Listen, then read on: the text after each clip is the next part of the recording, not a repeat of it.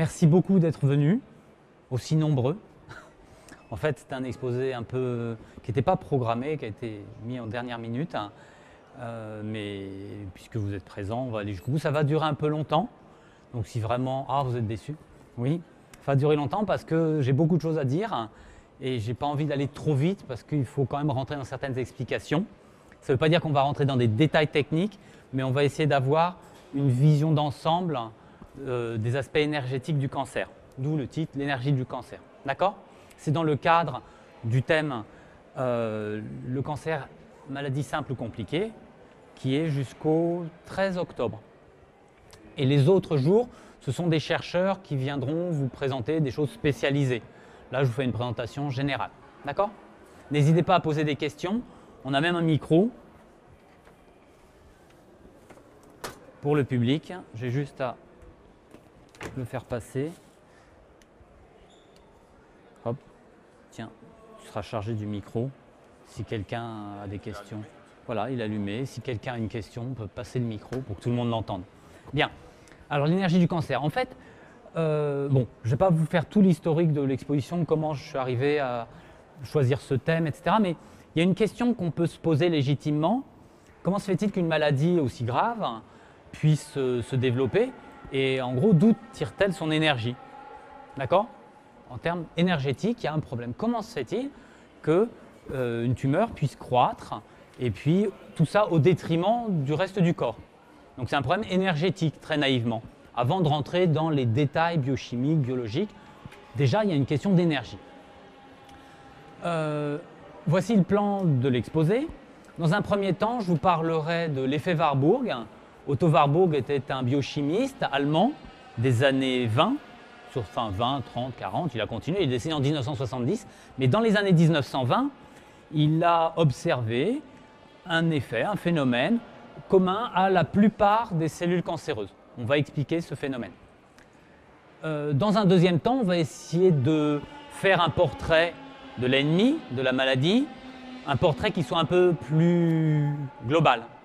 Identifier l'ennemi. Si vous voulez combattre un ennemi, il faut d'abord l'identifier. Quelle est sa constitution, quelle est sa structure, comment il fonctionne, qu'est-ce qui l'alimente. Ensuite, je prendrai encore un petit peu plus d'altitude, je parlerai de bioénergétique, c'est-à-dire comment l'énergie se promène en biologie et en quoi la biologie, l'apparition de la vie sur Terre, est en fait un phénomène énergétique. Et armé de ces connaissances, on verra qu'on peut suggérer des pistes thérapeutiques. Ce n'est pas moi qui les suggère, ce sont des médecins, des chercheurs, des patients qui essayent sur eux certains types de médicaments, certaines molécules. D'accord? Et on aura quelques conclusions très générales sur l'approche de la maladie, comment changer notre approche pour augmenter nos chances de la vaincre. Alors, premièrement, l'effet Warburg. Petite devinette.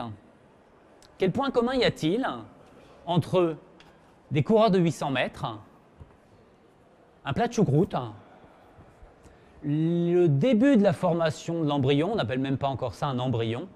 Il y a d'abord l'œuf, puis la morula, puis le blastocyte, etc. Ça a des noms compliqués, mais essentiellement, c'est un futur bébé. Et puis, un tissu cancéreux. Ça, c'est une coupe. On a à droite, en clair, des cellules tumorales, et à gauche, en rose, des cellules saines. Le rose, c'est le colorant, en fait. Et il se trouve que les cellules tumorales ne fixent pas le colorant de la même manière. C'est pour ça qu'elles apparaissent claires et plus grosses au microscope. C'est ce qu'on appelle un carcinome rénal à cellules claires. Donc, quel point commun y a-t-il entre ces quatre situations, selon vous? Oui, mais enfin, la cellule bleue avec marqué Pierre-Ambroise Bosse dessus, elle est un peu grosse quand même. Hein. Oui, mais enfin, j'aurais pu mettre un éléphant, une fourmi, un moustique. Il faut être un peu plus précis. Ouais, là, il faut des étoiles aussi, c'est des... Non, il faut vraiment être plus précis que ça. Quel point commun y a-t-il entre ces quatre situations? Oui? Oui, mais tout le monde a besoin de puiser de l'énergie, il faut être plus précis. Vous n'avez jamais mangé de choucroute? Quel goût ça a? C'est acide, très bien, c'est acide. Bien.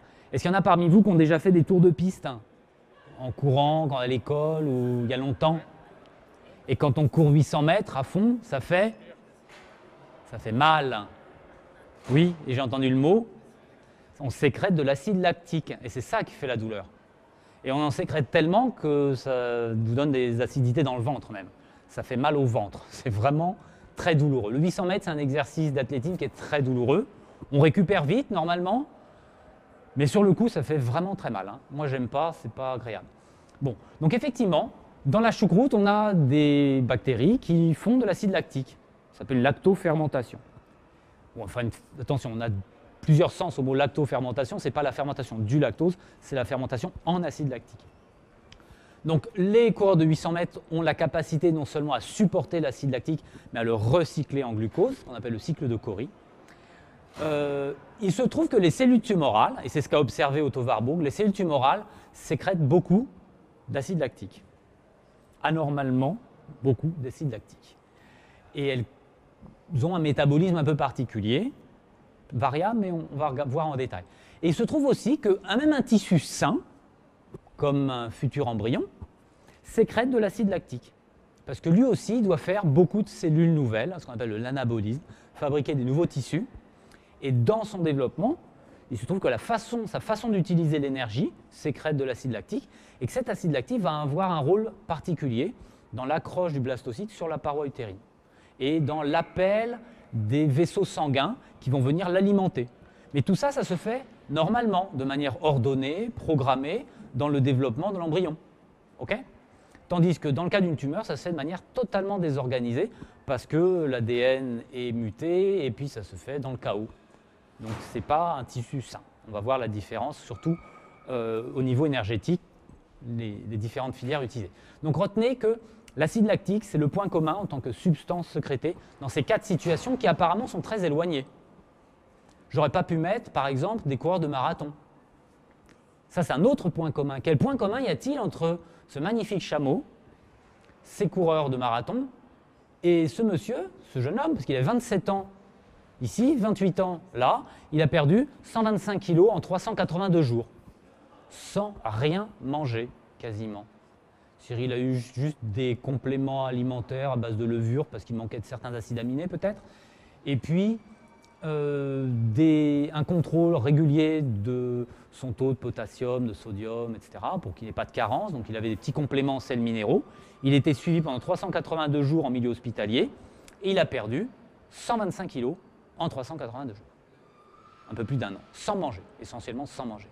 Donc quel est le point commun entre ces 3 situations? Là aussi, c'est des amas de cellules, mais... Oui, on puise dans les réserves. Donc, le chameau, qu'est-ce qu'il a comme réserve? De la graisse dans les bosses. Et celui-là, il a bien été rechargé. Le monsieur qui fait de sa cure d'amaigrissement, qui s'appelait Angus Barbieri, c'est un Écossais, et il y a eu une publication scientifique en 1965 sur son cas, et après il s'est fait connaître quelques années plus tard. Pareil, lui, il a puisé dans ses réserves. Et les coureurs, ils ont des réserves, ils sont gros? Pas trop, hein. Ils n'ont pas l'air très obèses non plus, ceux-là. Bien, en fait, figurez-vous qu'un muscle de marathonien est plus gras qu'un muscle de sédentaire. Parce que cette fois-ci, les lipides sont stockés directement à l'endroit où on va s'en servir. D'accord? Donc c'est aussi les lipides, les graisses, qui vont être utilisés dans le cas de la course à pied, quand vous faites des courses longues. Et ça, c'est un entraînement qui n'est pas facile non plus, qui est moins douloureux sur le plan énergétique, sur le plan de l'intensité, mais il faut apprendre au corps à utiliser des lipides en courant lentement et longtemps. Et au bout d'1 heure, là, l'organisme commence vraiment à bien utiliser les lipides. Vous atteignez une vitesse de croisière qui est la vôtre, on n'est pas tous des champions, mais on va doucement, tranquillement, on se sent bien, et au bout de 2 heures, 3 heures, on arrête, on se dit stop, je rentre à la maison, et on s'est bien entraîné. Ça, c'est totalement différent de l'entraînement des coureurs de 800 mètres, qui font des efforts extrêmement intenses. OK ? Donc voilà 2 filières métaboliques très différentes.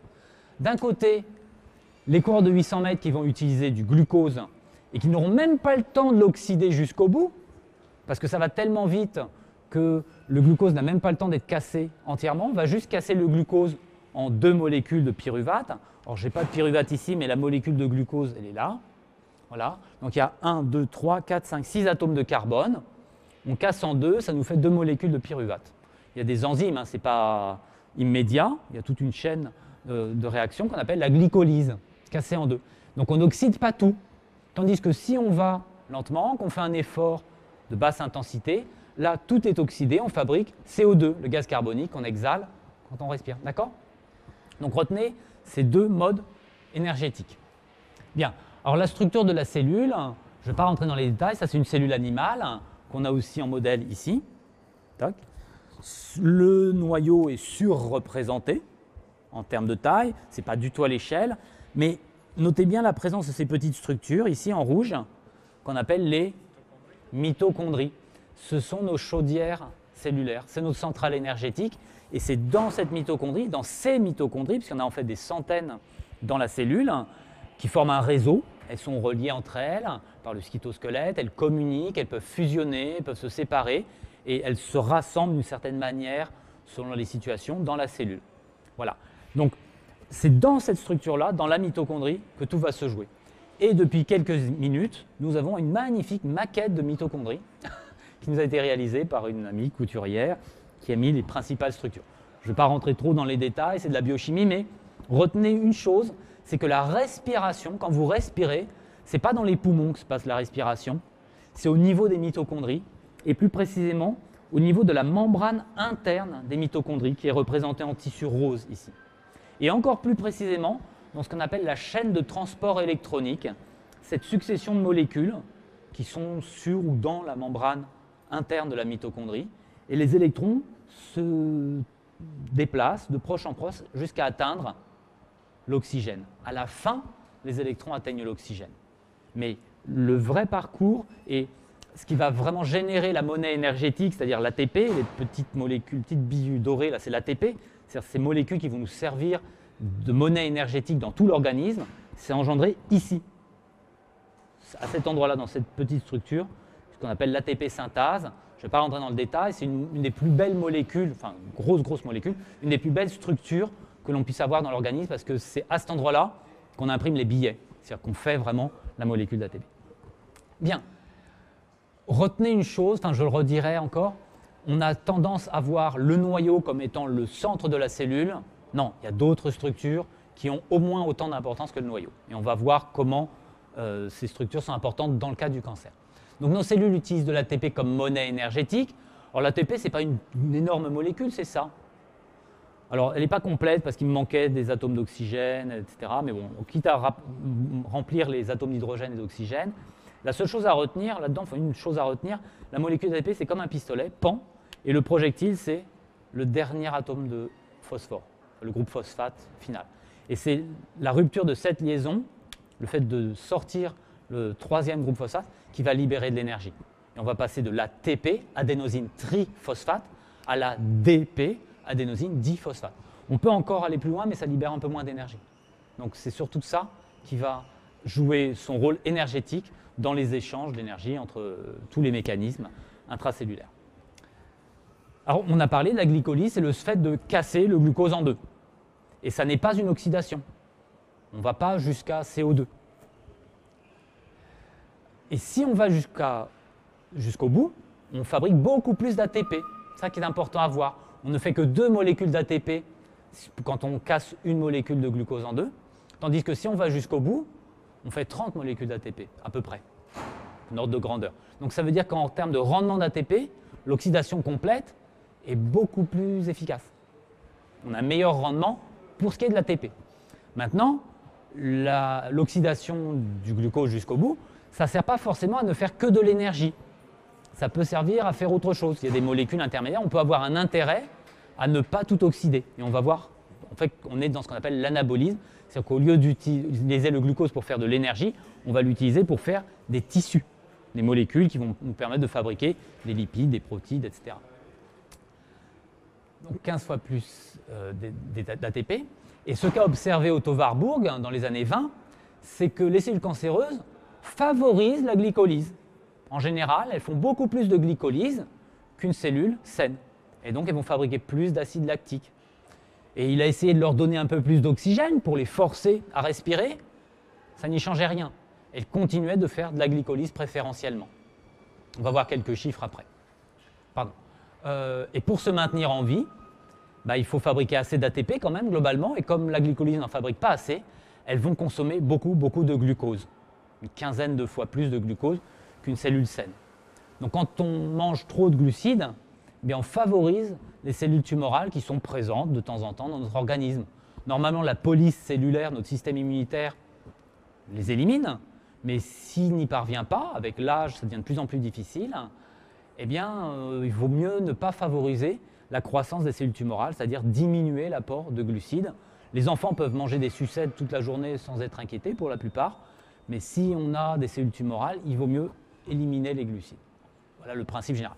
On ne l'élimine pas totalement, on en prend beaucoup moins. Alors glycolyse, je passe, c'est le détail de ce que j'ai raconté. Si on veut rentrer dans le détail, c'est ça. Retenez simplement que le glucose entre à l'intérieur de la cellule, ça c'est la membrane cellulaire. Elle fait la glycolyse, il y a une succession d'étapes ici. Et la molécule de pyruvate, elle a deux possibilités. Soit elle donne du lactate et la cellule extrait le lactate, c'est un déchet. Soit elle continue son chemin et elle va passer dans ce qu'on appelle le cycle de Krebs, c'est-à-dire la respiration complète, mais qui est plus lente, mais qui va permettre de fabriquer le gaz carbonique à la sortie, si le cycle de Krebs fonctionne bien. Voilà le cycle de Krebs. Alors on ne regarde pas les détails, c'est compliqué, il faut être biochimiste pour tout comprendre. La seule chose à retenir, c'est que le pyruvate rentre dans le manège. Alors pas directement, il va d'abord donner un groupement acétyl.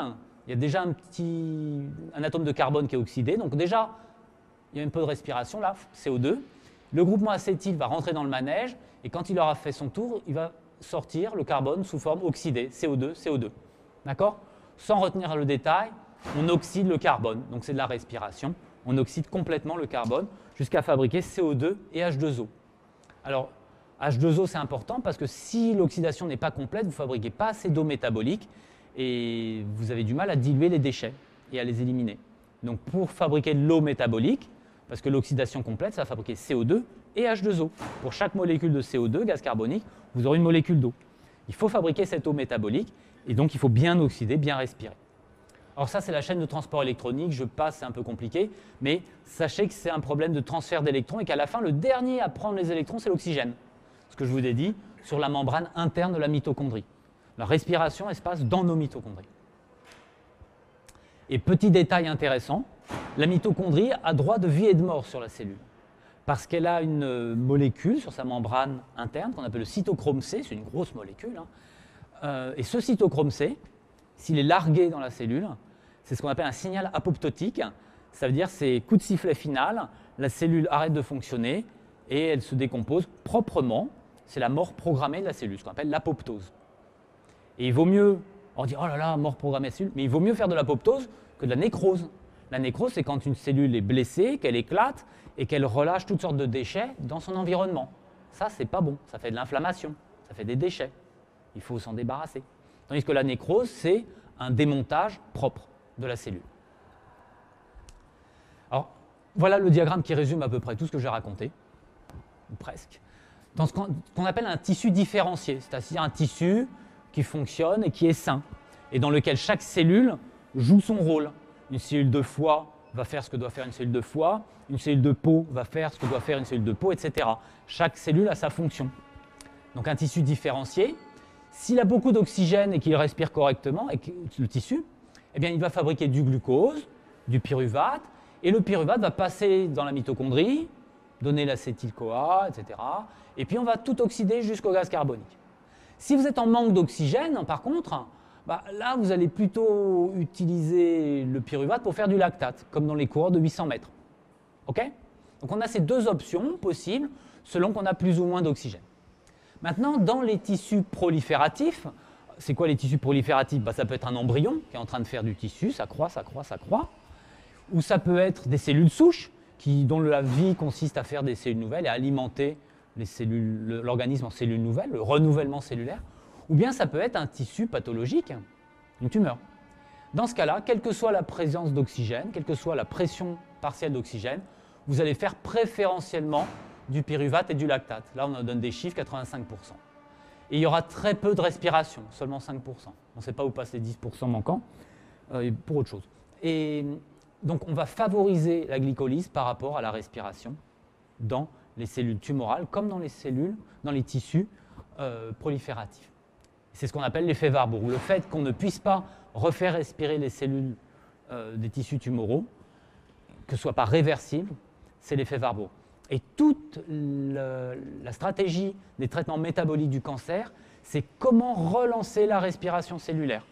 Comment faire en sorte que la cellule, à nouveau, passe par l'oxydation plutôt que la fermentation. Il ne faut pas s'arrêter seulement à la glycolyse, il faut aller plus loin.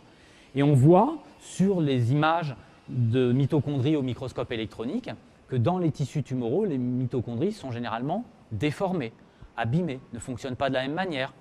On voit très bien que la membrane interne n'a pas la même structure que dans le même tissu du même organe quand il est en bon état.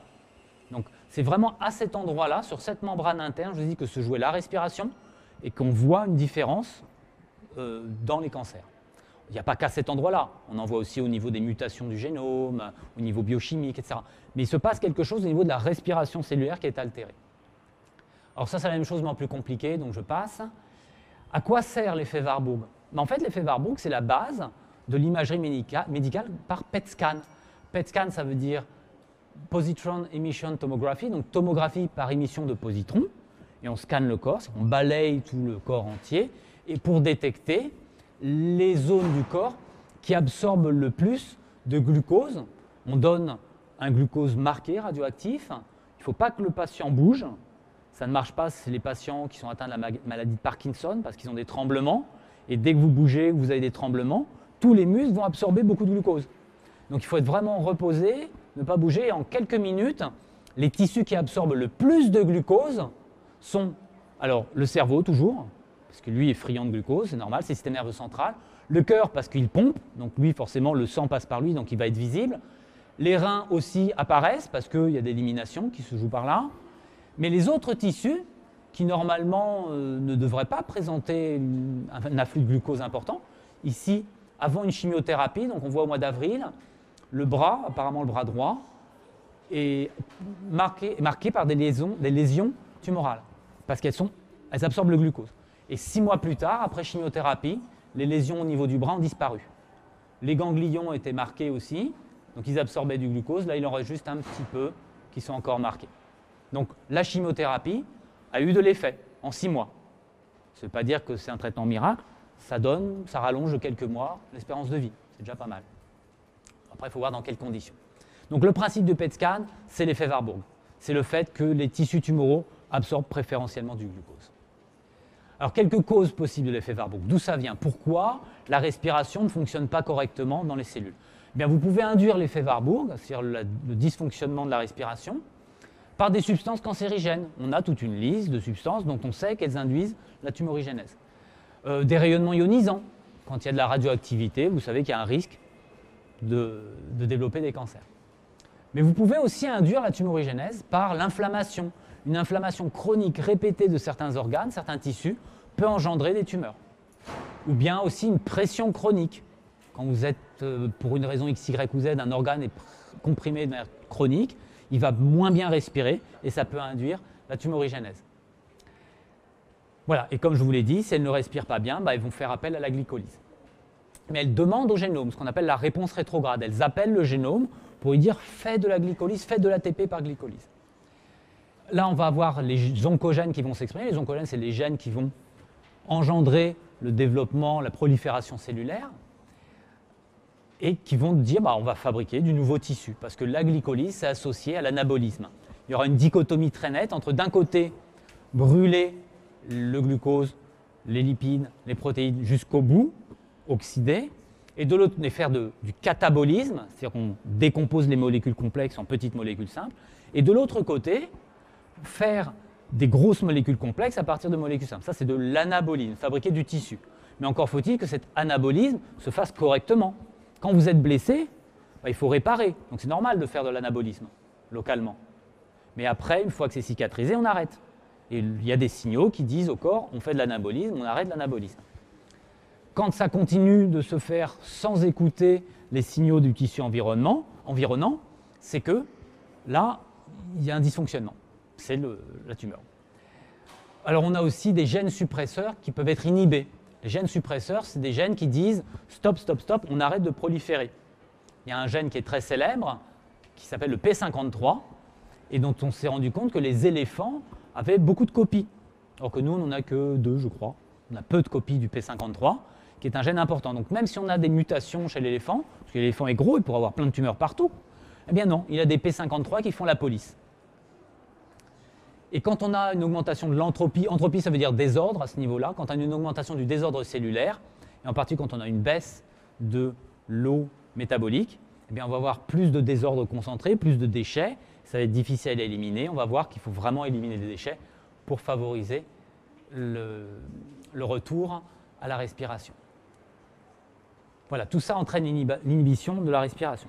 Alors une question m'avait été posée, oui, mais est-ce que dans le cas des tumeurs végétales, parce que les végétaux aussi peuvent avoir des cancers, est-ce que dans le cas des tumeurs végétales, on observe un dysfonctionnement mitochondrial? Je dois vous avouer que la littérature sur le sujet est beaucoup plus ténue que celle qui porte sur les cellules animales, et pour cause. Mais effectivement, ce qu'on appelle les galles, alors les galles, si vous avez un jardin ou si vous êtes intéressé à l'agronomie, ça peut prendre différentes formes. Ça peut prendre la forme de petites boules derrière les feuilles. Ça peut prendre la forme totalement désordonnée au niveau d'un tronc ou du collet d'une plante. Et ça peut aussi prendre une forme chevelue ici sur un églantier. Et dans tous les cas, effectivement, on observe que le réseau mitochondrial a été déformé. Je n'ai pas trouvé d'image par microscopie électronique de la structure interne des mitochondries. J'en ai pour les cellules animales, mais pas pour les cellules végétales. Mais probablement, elles sont entre guillemets abîmées. La membrane interne ne doit pas fonctionner de la même manière, donc on va avoir un dysfonctionnement respiratoire, même chez les végétaux.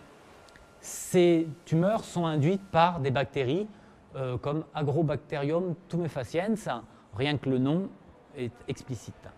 Voilà, donc sachez que le même phénomène s'observe dans les végétaux. Ce qu'on appelle effet Warburg, un autre sens en agronomie, mais en tout cas on observe une déformation du réseau mitochondrial. Bien, alors maintenant qu'on a vu ces deux grandes filières métaboliques, fermentation, respiration, qui ne sont pas exclusives l'une de l'autre, ce n'est pas soit l'un, soit l'autre. On peut moduler plus ou moins de glycolyse, plus ou moins de respiration. Une fois que vous avez couru très vite, vous aviez besoin de rattraper votre train, vous avez couru, après vous êtes en hyperoxie, vous suroxygénez, et le cycle de Cori va refabriquer du glucose à partir de l'acide lactique. Donc on recycle, et si on est en bonne santé, ça se recycle correctement. Maintenant, une fois qu'on a vu ces deux filières énergétiques, on va voir globalement quelle est la nature même du cancer. Alors déjà, au niveau mondial, la maladie au niveau mondial, on va voir est-ce que ça évolue positivement ou pas. Donc ces courbes m'ont été fournies par Mireille Suma, statisticienne, et elle nous montre pour 100 000 personnes le nombre de personnes qui meurent du cancer. C'est par 100 000. Et c'est standardisé, c'est-à-dire on ramène ça à la population globale, parce que c'est vrai que dans les grands pays, vous aurez plus de victimes, c'est vrai. Mais on va ramener ça à 100 000 habitants. Et par tranche d'âge, quand on est jeune, on a moins de chances d'attraper un cancer que quand on est âgé. Mais à un âge avancé, en fait, donc au-delà de 70 ans, on se rend compte qu'on meurt moins du cancer que dans les 5 années précédentes, 65-69 ans. Parce que le métabolisme ralentit à partir d'un certain âge, et même les tumeurs se développent plus lentement. Il y a des personnes qui ont 90 ans, on leur détecte une tumeur, on ne va pas les opérer, on ne va pas leur faire des traitements lourds, on va essayer de ralentir le développement tumoral du mieux qu'on peut, et c'est tant mieux. Parce que si une tumeur doit vous tuer à 250 ans, ce n'est pas la peine d'intervenir. Donc qu'est-ce qu'on voit sur cette courbe qui va de 1961 à 2001, 2005, 2006 ?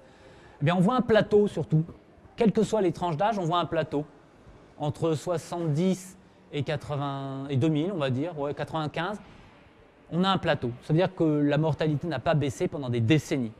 Il faut savoir qu'à partir de 1971, aux États-Unis, on a un grand plan anti-cancer et Richard Nixon, président des États-Unis, met je ne sais combien de milliards de dollars sur la table et dit dans 10 ans, le cancer sera vaincu. Bon, évidemment, ça n'a pas fonctionné. Et on peut même dire que dans les années qui ont suivi, rien n'a changé. C'est-à-dire qu'on a fait des progrès techniques, indéniablement. Les chercheurs travaillent énormément, ils développent des méthodes d'investigation, de détection ou pour soigner les gens qui sont extraordinaires. Mais globalement, à l'échelle mondiale, le taux de mortalité standardisé n'évolue pas. Alors on voit une inflexion à partir de 95. On commence à voir l'effet de certaines thérapies ou peut-être l'effet de certaines préventions. On commence surtout à faire baisser le taux de cancer du poumon. Le premier cancer qui tue les hommes, c'est le cancer du poumon. Et la première cause de mortalité, toute maladie confondue chez les femmes, c'est le cancer du sein. Donc on doit s'attaquer préférentiellement à ces deux formes du cancer si on veut lutter contre la maladie. Et on se rend compte qu'en fait, c'est surtout les progrès réalisés dans ces deux types de tumeurs qui font infléchir la courbe. Mais globalement, on n'observe pas la courbe qu'on pourrait avoir quand on vainc vraiment une maladie où on a une décroissance exponentielle. Si vous regardez la coqueluche, par exemple, à partir du moment où vous avez un vaccin, boum, question d'hygiène et question de vaccin. Donc, il faut agir à toutes les échelles. Mais dans le cas présent, une légère inflexion, mais on ne peut pas dire qu'on ait vaincu le cancer. Et en particulier chez les plus jeunes, c'est encore plus désespérant. Il y a une légère baisse, mais la baisse est continue et elle ne semble pas être due à un événement particulier, à un résultat de recherche particulier. On ne sait pas très bien. Voilà. En tout cas, globalement, ça n'évolue pas très très bien. Sur un pays plus petit, c'est en Belgique, et sur une période plus courte, eh bien, le plateau, moi je vois plutôt qu'il monte un petit peu. C'est pour le cancer du sein. Donc on ne peut pas vraiment dire qu'on ait fait des progrès sur le terrain. On a sans doute fait des progrès techniques, mais est-ce que ça se traduit par une baisse de la mortalité? Pas vraiment. Est-ce que c'est pas dû, il y a quand même, parce que dans le schéma, je ne vois pas s'il y a une augmentation. Ça n'a pas l'air de fonctionner. Une augmentation du nombre total. Ouais, alors non, ce qui est montré en fait, il n'y a déjà plus de piles. Non, c'est standardisé, c'est-à-dire c'est ramené à 100 000 habitants. Globalement, le nombre de cancers augmente. Mais aux États-Unis, sachez qu'il augmente plus vite que la population. Voilà, c'est ça. Je n'ai pas tous les chiffres, mais depuis je ne sais combien d'années, on voit que la population augmente, c'est normal, mais le nombre de cancers augmente plus vite que la population. On peut dire que c'est lié à un vieillissement de la population, dans les pays occidentaux, c'est vrai. On peut dire que c'est lié à une meilleure détection aussi.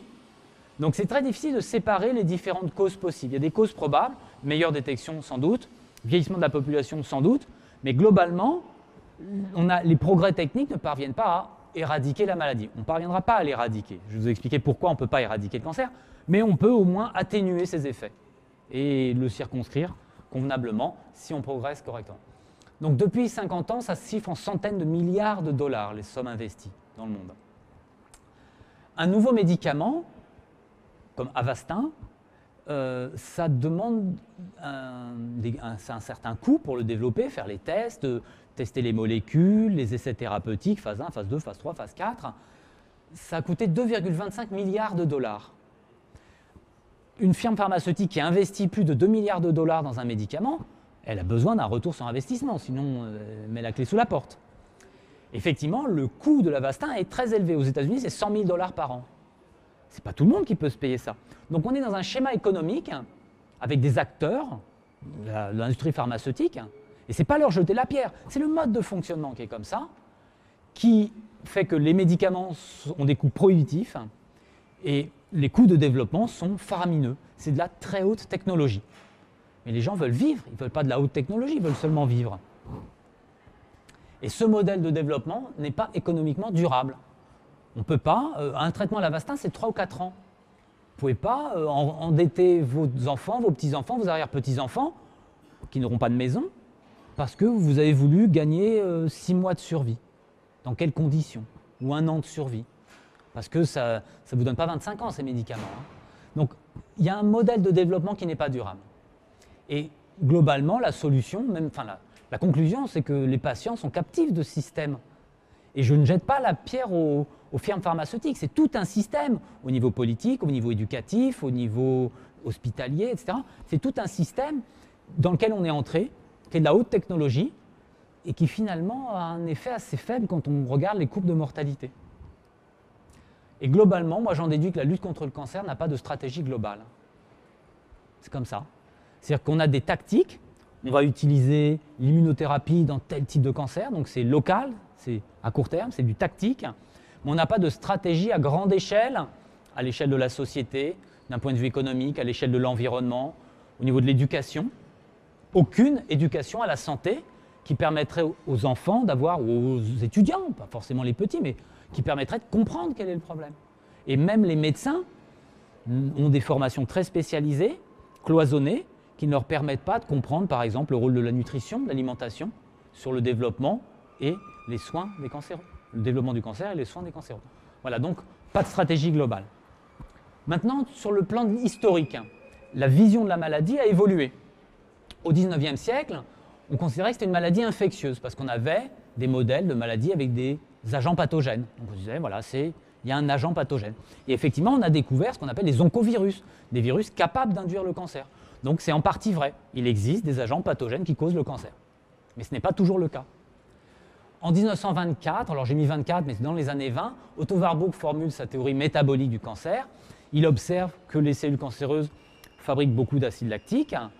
Il mesure la respiration des cellules et il comprend que le métabolisme des cellules est modifié, altéré. Elles font de la glycolyse, de la fermentation, plus que de la respiration. Elles favorisent la glycolyse. Dans la seconde moitié du XXe siècle, on découvre l'ADN ou la structure moléculaire de l'ADN. Il y a l'informatique qui apparaît dans les années 40, 50. Et là, on a des moyens de calcul et des modèles de pensée, des paradigmes qui sont hérités de l'informatique, qui vont faire qu'on va dire, en fait, il y a un programme dans la cellule, le génome, et la cellule applique ce programme pour fabriquer des protéines, des enzymes, etc.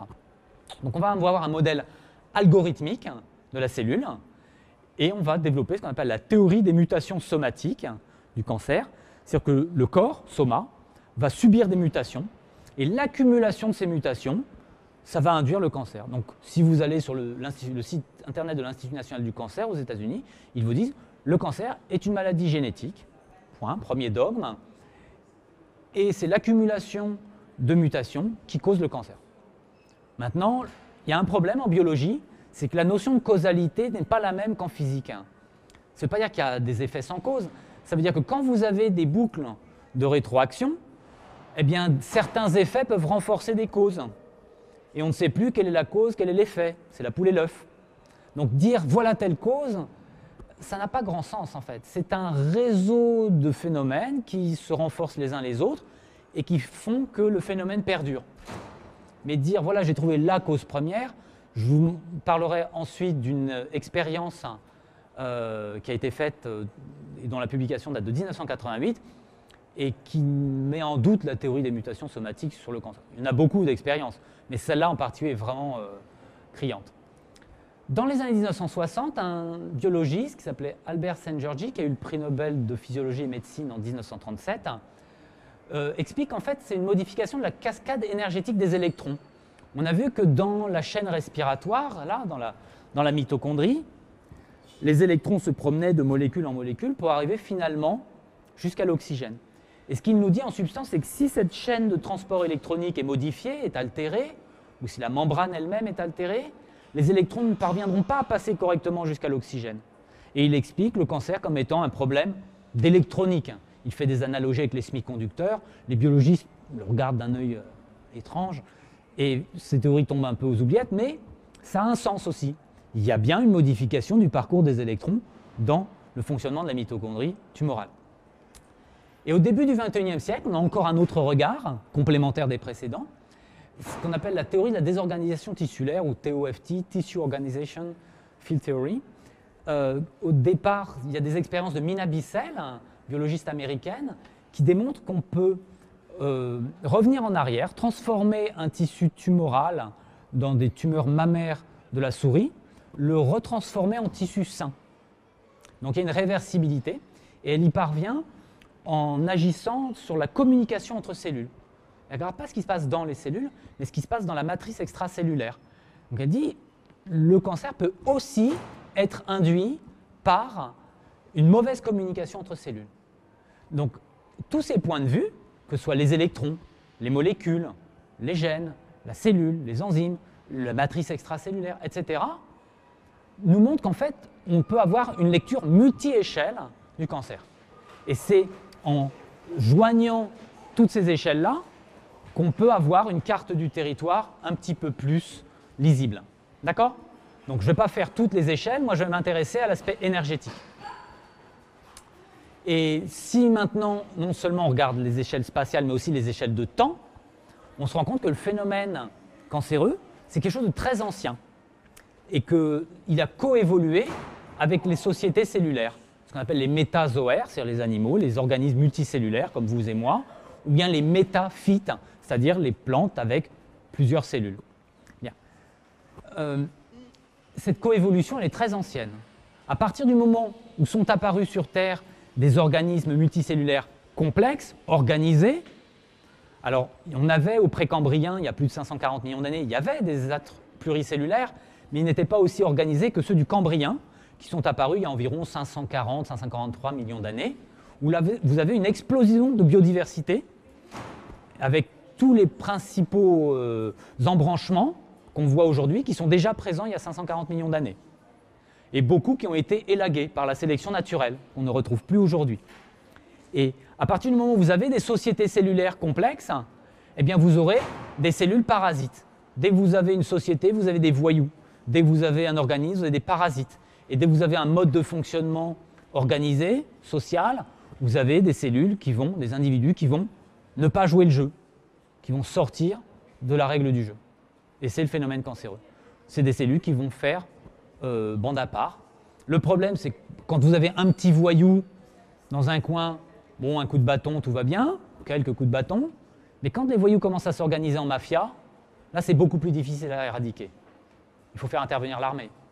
Donc on va voir comment faire intervenir l'armée contre la mafia oncobiotique, puisque c'est comme ça qu'il faut l'appeler. Alors, quelques caractéristiques du cancer. J'aime bien ce diagramme parce qu'il nous dit beaucoup de choses et très peu à la fois.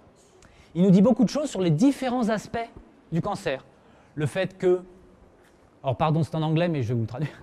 Le fait que les cellules n'ont pas besoin de messages de leur environnement pour proliférer.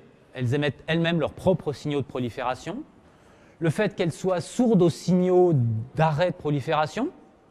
Elles continuent sans écouter les cellules voisines. Le fait qu'elles puissent se reproduire sans limite, même si elles font des mauvaises photocopies. Vous avez déjà photocopié 500 fois le même document, ça ne ressemble plus à rien au bout d'un moment.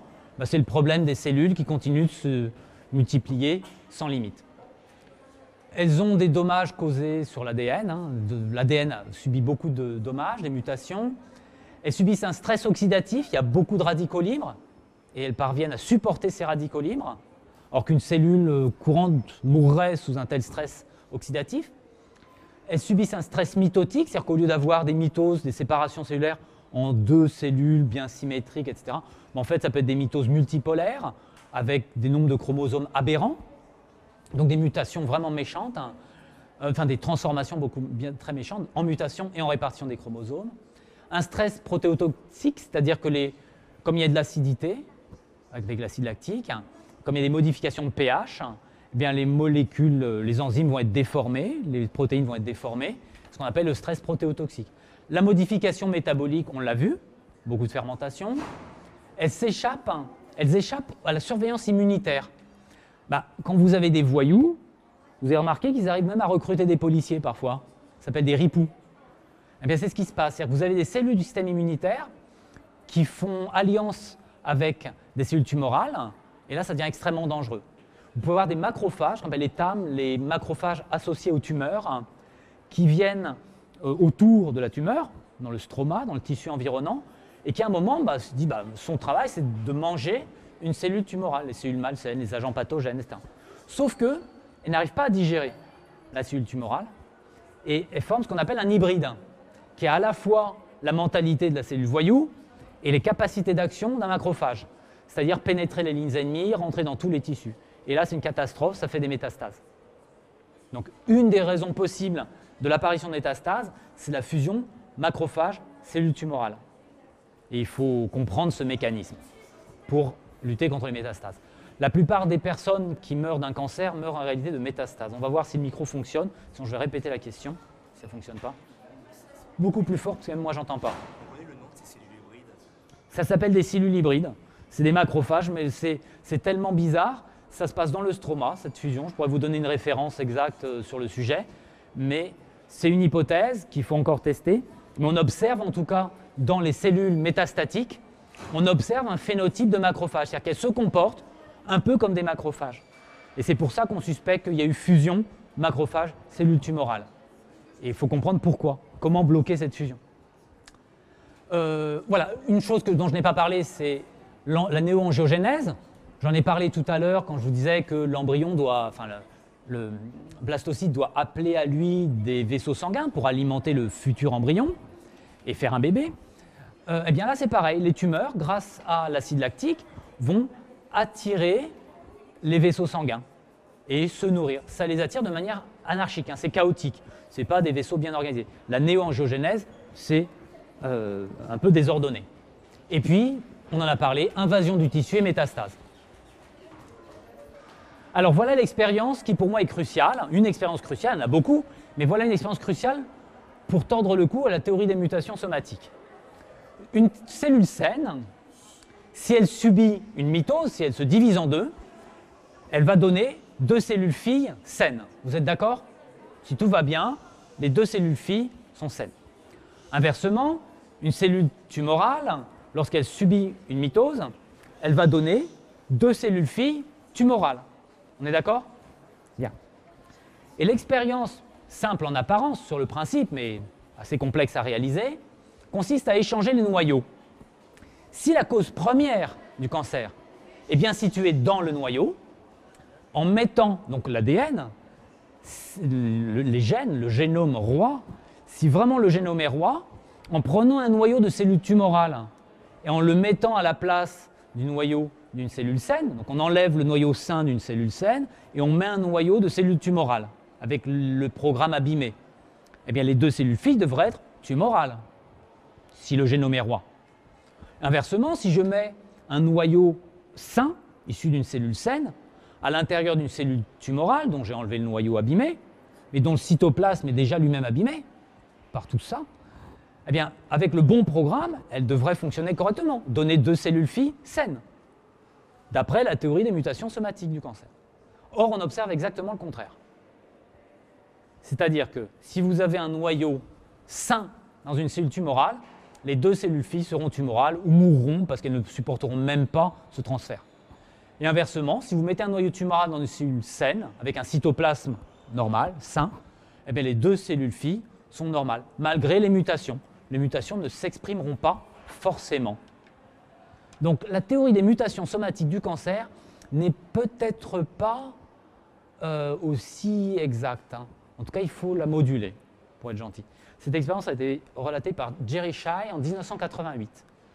Donc on a vu les 2 grandes filières énergétiques, glycolyse, oxydation, qui se succèdent hein, normalement, mais qui sont plus ou moins présentes selon la nature du tissu.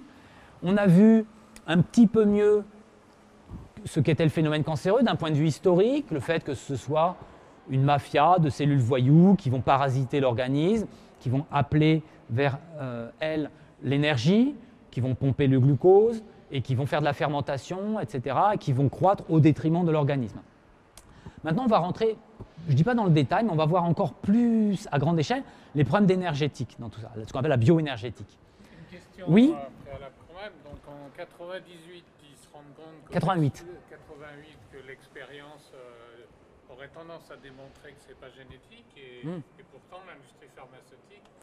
Ce n'est pas les mêmes échelles de temps, c'est pas il faut voir que ça se compte en milliards les travaux sur le...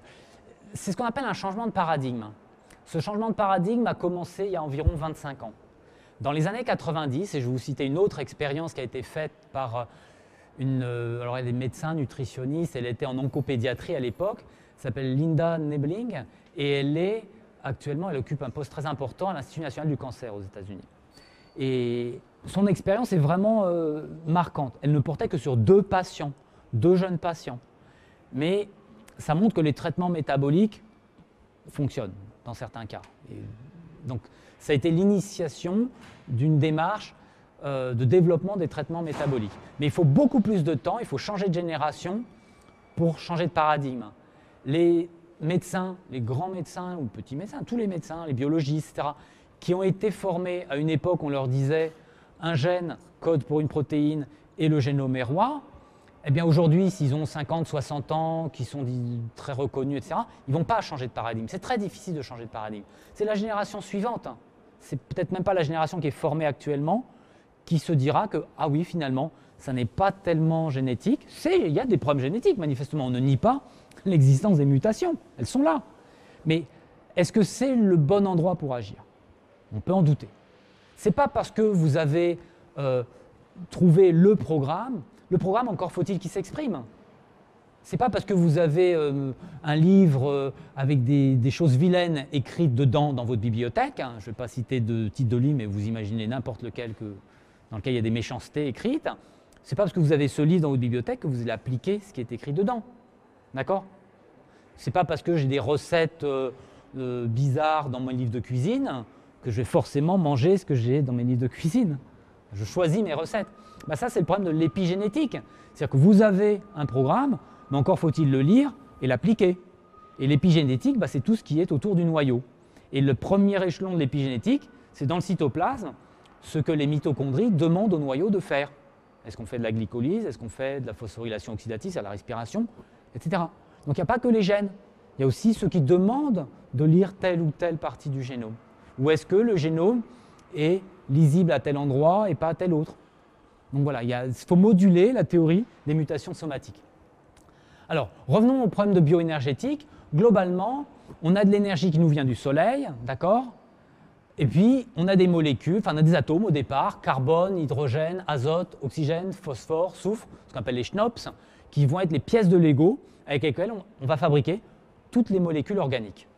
Alors bien sûr, il y a des atomes plus précis comme le fer, magnésium, etc., qui ont des rôles. Mais structurellement, ces atomes-là sont les plus importants. Et c'est l'énergie qui est donnée aux électrons qui va permettre de fabriquer des liaisons chimiques et des molécules complexes. Au début, la lumière qui vient du Soleil, c'est ultraviolet visible essentiellement. Mais quand elle repart de la Terre, c'est des quantas d'énergie plus petits, infrarouge, micro-ondes. Donc, on utilise des gros paquets d'énergie, c'est de l'énergie utilisable, on coupe en petits morceaux, ça se transforme, etc. Et à la fin, on a des petits paquets d'énergie qui ne sont pas utilisables par le vivant. OK? Ça, c'est ce que j'appelle la cascade énergétique des électrons. Et puis, à la fin, on rejette les photons. Et ce qu'il faut comprendre, ce phénomène, c'est un phénomène systémique, totalement général, à toutes les échelles, c'est que les flux d'énergie vont engendrer des cycles de matière. Vous avez entendu parler du cycle du carbone, le cycle de l'eau, le cycle de l'oxygène. Toutes les molécules, tous les atomes vont suivre des cycles sur Terre. Il peut y avoir des parties sédimentaires, par exemple le carbone peut être séquestré dans le pétrole, dans les carbonates de calcium, et puis des parties atmosphériques, le CO2 atmosphérique. Mais le carbone va suivre des cycles. C'est une propriété totalement générale en biologie. Vous avez des flux énergétiques qui vont engendrer des cycles de matière. OK? Bien. Et après, ces cycles de matière vont être de plus en plus complexes. Chaque fois que l'énergie peut passer par tel ou tel endroit, on va refabriquer des cycles. Et en fait, tout le fonctionnement d'un organisme vivant, vous regardez aujourd'hui, vous regardez hier, vous n'avez pas tellement changé en apparence. C'est parce que le métabolisme fonctionne de manière cyclique. En prenant de l'énergie, vous avez mangé entre-temps, et puis vous évacuez des déchets. Donc on absorbe de l'énergie par alimentation, on relâche des déchets, de la chaleur, et on fabrique du tissu. Et ça, on entretient comme ça des cycles métaboliques. OK? Et ça marche à toutes les échelles. Ça marche à l'échelle de la cellule, comme à l'échelle de l'organisme, comme à l'échelle des écosystèmes. C'est un principe multi-échelle. Il faut savoir une autre chose, et petit à petit les pièces vont s'assembler, c'est qu'il y a 2 milliards d'années, il n'y avait quasiment pas d'oxygène sur Terre. Vous saviez ça? Oui, c'est les algues bleues. Voilà, ce sont des algues bleues vertes qui ont fabriqué ça il y a très longtemps. Et ce qu'on respire, en fait, c'est le déchet de ces algues. C'est le caca des cyanobactéries anciennes qui ont fabriqué cet oxygène. C'était un déchet. Et il se trouve que certaines cellules ont réussi à capter cet oxygène et à s'en servir pour leur propre métabolisme. Et parmi ces cellules anciennes, une vieille bactérie qui a fusionné avec un prokaryote il y a très longtemps, sur une vieille cellule, et ils ont fusionné, et ça a donné nos mitochondries. Ça ressemble vraiment à une structure de bactérie, la mitochondrie. On sait que c'est une vieille bactérie qui a fusionné. Et cette endosymbiose, c'est-à-dire le fait de vivre ensemble au bénéfice l'un de l'autre, un bénéfice mutuel, et l'un à l'intérieur de l'autre, eh bien c'est tout bénéfice, comme on dit, c'est-à-dire que ça permet à la fois à la cellule et à la mitochondrie de se perpétuer. Okay, mais ce contrat entre la cellule et la mitochondrie, il ne faut pas qu'il soit rompu. Si ce contrat interne à la cellule est rompu, la cellule ne respire plus correctement, parce que c'est grâce à la mitochondrie que la cellule respire. De même, si le contrat social entre les cellules est rompu, eh bien là, les cellules font bande à part et ça fait la mafia oncobiotique. Autre chose, il y avait tellement de vapeur d'eau dans l'atmosphère, il y a plus de 2 milliards d'années, que, en fait, enfin, il y a vraiment très longtemps, hein, c'était au tout début ça. Au tout début de l'apparition de la vie sur Terre, même bien avant 2 milliards d'années, il n'y avait pas encore les océans, on n'avait même pas de lumière. On ne pouvait pas faire de photosynthèse. Donc les premières formes de métabolisme n'utilisaient pas de photosynthèse, il n'y avait pas assez de lumière sur Terre, et n'utilisaient pas d'oxygène. Donc les gens qui étudient l'apparition de la vie sur Terre sont allés chercher quelles pouvaient être les formes les plus archaïques de métabolisme. Et ils ont des candidats, et il se trouve qu'un candidat plausible, c'est le cycle de Krebs, notre cycle respiratoire, dont j'ai montré juste un petit bout. En fait, c'est un cycle qui est très très très ancien parce qu'il est commun à tous les êtres vivants. Plus c'est commun à un grand nombre d'êtres vivants, et plus c'est ancien. D'accord? Eh bien, le cycle de Krebs, initialement, tournait à l'envers. Parce qu'il n'y avait pas d'oxygène, et il était en atmosphère réductrice, c'est-à-dire avec beaucoup de donneurs d'électrons. Et au lieu de tourner de manière catabolique, c'est-à-dire en cassant des grosses molécules pour en faire des petites, il tournait en sens inverse. Il prenait des petites molécules, il y avait beaucoup de gaz carbonique dans l'atmosphère, et il fabriquait des plus grosses molécules. Donc au début, on faisait de l'anabolisme, et aujourd'hui, les sociétés cellulaires font du catabolisme. Une fois qu'on a atteint sa taille adulte, on arrête de grandir. Et on ne fait que consommer de l'énergie, casser des grosses molécules. Voilà, donc on avait une atmosphère réductrice au tout début, et on avait un cycle de Krebs qui tournait en sens inverse. Voilà, et ça, c'est le cœur du métabolisme. Or, ce n'est pas nécessaire pour comprendre le phénomène cancéreux, mais c'est intéressant pour comprendre que le phénomène cancéreux est quelque chose d'ancré dans l'histoire de la vie sur Terre. On peut donner des jalons, des dates. Il y a 2 milliards d'années, il n'y avait pas d'oxygène. Il y a 3,8 milliards d'années, il n'y avait même pas de lumière qui atteignait le sol. Et donc, on utilisait d'abord des formes d'énergie chimiques, pas des formes d'énergie lumineuses.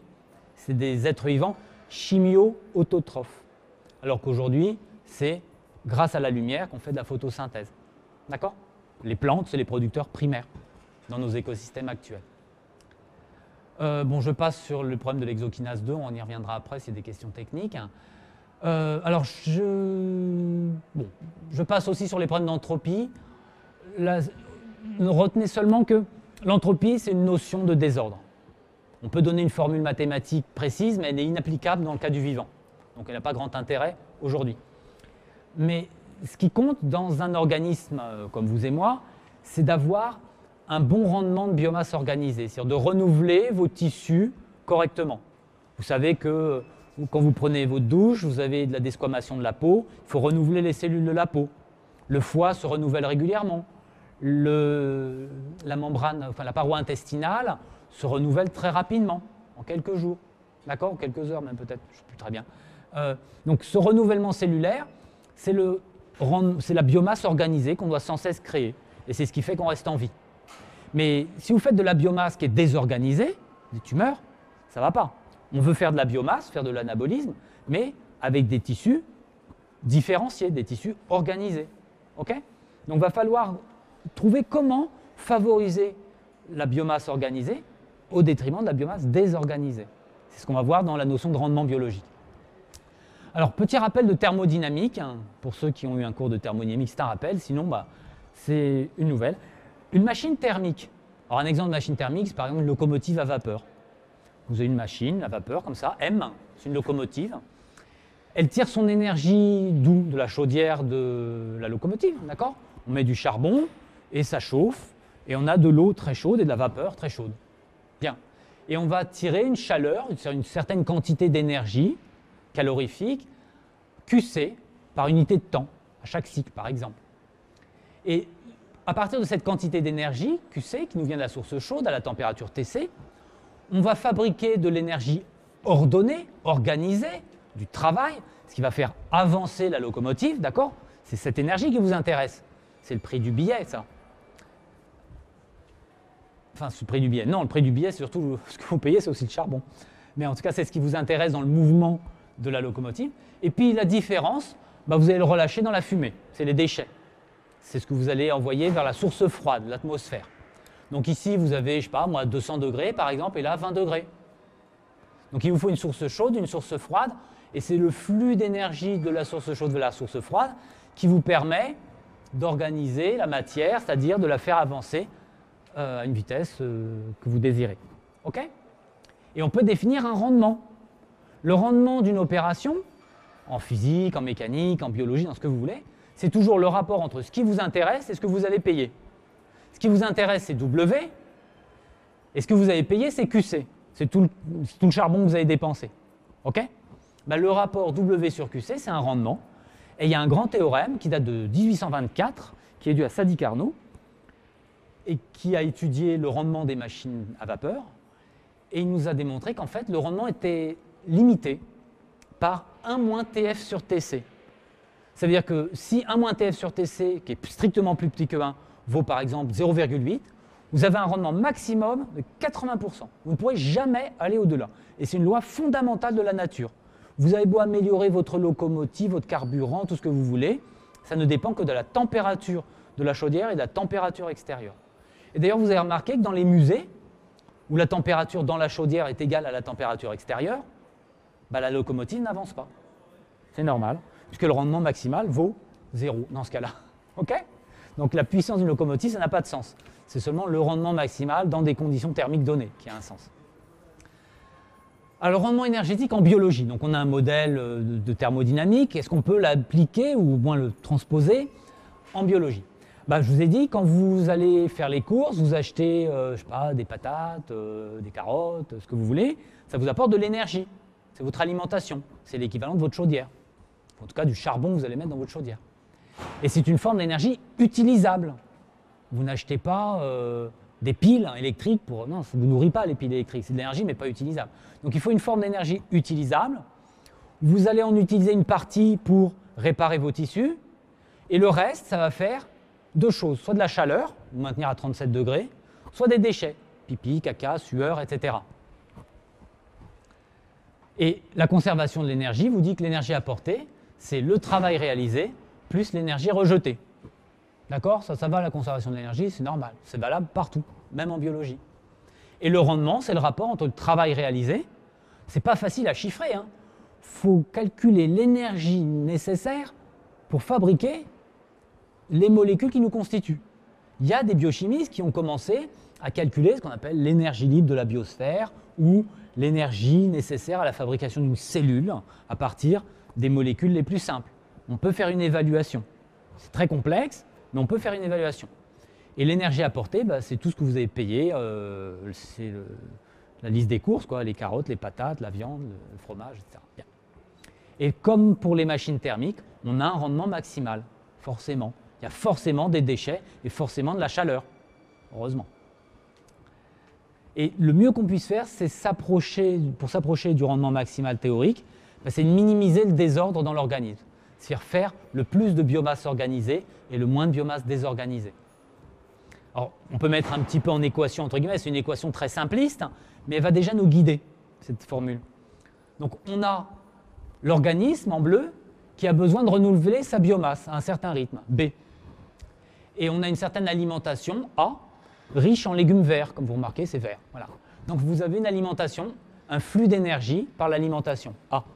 Ce flux d'énergie va se répartir en 3 parties, la biomasse, la chaleur, C, et les déchets, D. Donc l'équation fondamentale, ça va être A égale B plus C plus D. Ça va, c'est pas trop dur? Bien. Chaleur et déchets inutilisables, bien sûr, par l'organisme. Alors on a ce phénomène-là dans tous les écosystèmes aussi. Un écosystème très simple, enfin, en tout cas modélisé de manière simple, vous avez le soleil, ici présent, qui apporte de l'énergie aux plantes. Les plantes respirent. Alors, cette flèche, enfin, ce petit trait vers le bas veut dire que ça, c'est perdu. C'est la respiration, c'est l'énergie perdue par respiration des plantes. Et puis, elles vont transmettre de l'énergie vers d'autres écosystèmes. Là, on regarde un petit écosystème, par exemple dans un estuaire ou dans une forêt. Alors, j'ai pas mis de... Il n'y a pas d'herbivores, donc c'est vraiment simplifié. Hein. On pourra mettre un petit compartiment herbivore quand même pour manger les plantes. Là, les plantes donnent directement des détritus. Les détritus sont consommés par les bactéries sont consommées par les détritivores sont mangés par les carnivores. Les carnivores, apparemment, ils n'aiment pas trop, il n'y a pas de végétariens, j'allais dire, d'espèces qui mangent des plantes. Hein.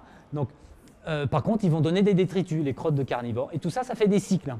D'accord ? Je vous ai dit, en biologie, ce qui compte, ce sont les cycles. Ce sont les cycles qui perdurent. Et un écosystème, la structure d'un écosystème, que ce soit à grande échelle ou à petite échelle, c'est toujours par ces cycles qu'il perdure. Après, vous pourrez remplacer les plantes. Hein. Vous pouvez remplacer une espèce par une autre espèce de plante, ça ne changera rien. L'écosystème sera présent. Éventuellement, les flux d'énergie seront modifiés, mais on peut parfois les mesurer. Dans certains écosystèmes, là je ne sais plus quel écosystème c'était, on peut faire des mesures exactes de la quantité d'énergie qui passe par an de tel compartiment à tel compartiment, etc. Bon. Revenons à nos moutons, où vous avez un organisme ici qui doit renouveler sa biomasse. Et supposons qu'il y a un problème, il y a une partie de la biomasse qui est désorganisée, il y a une tumeur, qui est le petit point violet ici. Alors, le flux de biomasse, la fabrication de nouvelles biomasses, va être décomposé en deux. Vous allez avoir une biomasse organisée en bleu ciel et une biomasse désorganisée en violet. Et ce qui nous intéresse, c'est d'augmenter le rendement BO sur B. Vous voulez réparer vos tissus, vous ne voulez pas nourrir la tumeur. Donc comment faire énergétiquement pour favoriser le rendement de biomasse organisée?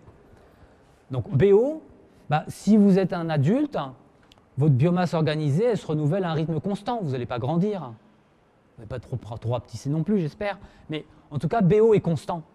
C'est-à-dire qu'on a un renouvellement régulier de nos tissus, intestin, peau, foie, etc. Donc le numérateur est constant. En revanche, le B, lui, qui est au dénominateur, ça dépend de ce qu'on mange, ça dépend de la chaleur qu'on rejette et ça dépend des déchets qu'on rejette. Et d'après l'équation A égale B plus C plus D, B c'est A moins C moins D. Donc si je veux augmenter le rendement, BO sur A moins C moins D, je dois diminuer le dénominateur. D'accord?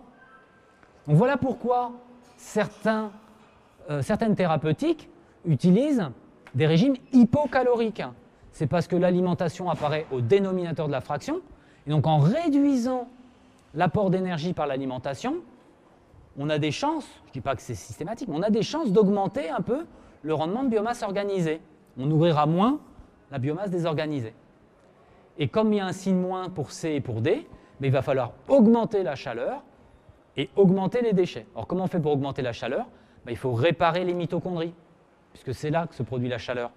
Et effectivement, dans les tissus tumoraux, les mitochondries sont abîmées. Elles ne fonctionnent pas correctement, en tout cas elles ne respirent pas suffisamment. Donc il faut relancer la respiration. Donc réduire l'apport calorique, relancer la respiration, éliminer les déchets. Comment on fait?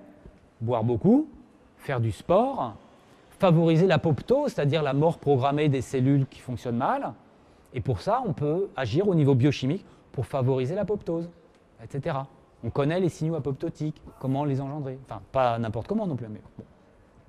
Donc voilà, on a une petite fraction qui, de manière extrêmement naïve, découle du bilan énergétique et nous donne déjà des pistes. Et de fait, certaines thérapeutiques les utilisent. Donc, diminuer l'alimentation, jeûne thérapeutique, ce qui s'appelle régime cétogène hypocalorique, c'est important. Dans son livre, Thomas Seyfried, qui est biochimiste et qui a fait des expériences sur les souris, dit très précisément que si vous donnez à manger les meilleures choses du monde, mais en quantité quelconque à des souris qui ont des tumeurs, ça n'aura pas l'effet escompté. Il faut donner les bonnes choses, mais en quantité limitée. Et un régime hypocalorique, dans ce cas-là, c'est réduire des 3/4. On ne prend que 600 calories ou 500 calories pour un adulte, alors qu'on est à 2400, 2500 par jour. Donc c'est vraiment restreint, c'est un régime, il faut un nutritionniste, ça ne se fait pas comme ça. C'est un certain travail. Voilà, alors réparer les mitochondries. Il y a des médicaments qui relancent la respiration dans la mitochondrie. Je vais en citer quelques-uns, sans entrer dans les modes d'action, dans le détail biochimique que je ne connais pas, mais au moins on sait qu'il y a des molécules qui sont non toxiques qui permet de relancer la respiration cellulaire. Éliminer les déchets, détoxication, le sport, l'activité physique. Il ne faut pas être sédentaire. Il faut éliminer par la sueur, il faut éliminer avec un bon transit intestinal, etc. Tous ces moyens, en fait, c'est éliminer l'entropie, éliminer le désordre. Donc ce que j'ai présenté comme étant un problème de rendement, on peut parler d'entropie. Je n'aime pas trop utiliser le terme d'entropie en biologie parce qu'on marche sur des œufs, mais en tout cas, c'est éliminer des déchets. Et c'est le principe fondamental du maintien de la vie. On doit éliminer l'entropie. Allez lire le petit livre d'Erwin Schrödinger qui s'appelait « Qu'est-ce que la vie ?», où il vous dit un système vivant se maintient le plus loin possible de l'équilibre thermodynamique en éliminant sans cesse l'entropie. C'est simplement ça. Sauf qu'il se garde bien d'écrire la moindre formule d'entropie, parce qu'on ne peut pas dans ce cas-là.